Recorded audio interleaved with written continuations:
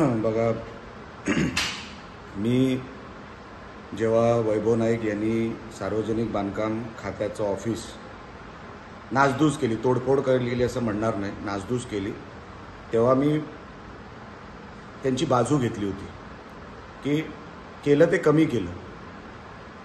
महाराजांचा पुतळा कोसळणं ही काय साधारण गोष्ट नाही. आणि असं काय झालं असतं, म्हणजे असं काय जर झालं आहे तर जे वैभव नाईकांनी केलं ते कमी केलं, जास्त करायला पाहिजे होतं. तेव्हा मी त्यांची बाजू घेतली. पण काल मला काही फोन आले आणि जी माहिती माझ्या कानावर आली ना ती अतिशय धक्कादायक आहे. म्हणजे देव करो ते सगळं खोटं निघावं, नाहीतर वैभव नाईकच सोडा, वैभव नाईकाचं कुटुंब पण महाराष्ट्रात राहू शकत नाही, असे प्रकार माझ्या कानावर आले. पण मी ट्विटमध्ये तेवढंच लिहिलं आहे, अजूनपर्यंत 50% आलं आहे माझ्या कानावर. जवळपास आठवड्याभरामध्ये हे सगळं खात्रीलायक माझ्या हातात येईल. आणि जर हे खरं असेल तर अतिशय भयानक होणार वैभव नाईकांसाठी. आणि हा त्यांच्यातलाच एक माणूस फुटला आहे. हा एक एका मोठ्या षडयंत्राचा हा भाग आहे. पण 100% जेव्हा माहिती माझ्याकडे आली तेव्हा मी 100% तुमच्या समोर ती ठेवीन. 50% आली आहे म्हणून मी सांगणं गरजेचं आहे की अशा पण अवलादी ह्या महाराष्ट्रामध्ये आहे का? जर असतील आताच त्यांनी पाकिस्तानला बोटीतून जायची तयारी ठेवावी. कारण का हे प्रकार सुचतात तरी कसे? मला वाईट वाटलं आणि मी मनात म्हटलं की देव करो हे सगळं खोटं निघावं.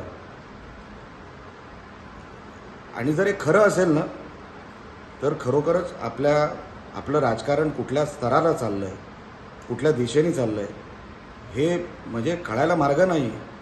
आपण कशासाठी करतो हे सगळं? काय कारण आहे त्याच्यामागे? फक्त एक पराभव, एक विजयासाठी, एक राजकारणाच्या विषयासाठी? कारण का निवडणुका जवळ आले त्याच्यासाठी? हे भयानक आहे. आणि म्हणून मी पुरावे सकट तुमच्याकडे येणार. मला एक 6-7 दिवसाचा कालावधी द्या. देव करो हे सगळं खोटं निघावं. कारण का मला असा वैभव नाईकांना हरवायचं नाही आहे. आणि हा राजकारणाचा पण विषय नाही, हा एक अतिशय घाणेरडा विषय आहे.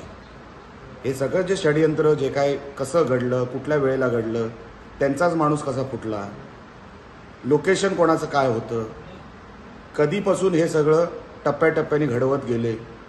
आणि नंतर तो 1:18 जो पुतळा कोसळताना बघितला तो हवेमुळे कोसळला की नेमकं काही कालावधीपासून एक वेगळं षडयंत्र त्याच्या मागे होतं हे तुम्हाला काही दिवसानंतर मी तुमच्यासमोर ठेवीन. एवढंच या निमित्ताने मी तुम्हाला सांगतो. देश विदेशातील प्रत्येक घडामोडींचे लाईव्ह अपडेट मिळवण्यासाठी आता साम टीव्हीच्या सर्व सोशल मीडिया प्लॅटफॉर्मला लाईक, फॉलो आणि सबस्क्राईब करा. तसंच सर्व नोटिफिकेशनसाठी बेल आयकॉन प्रेस करायला विसरू नका.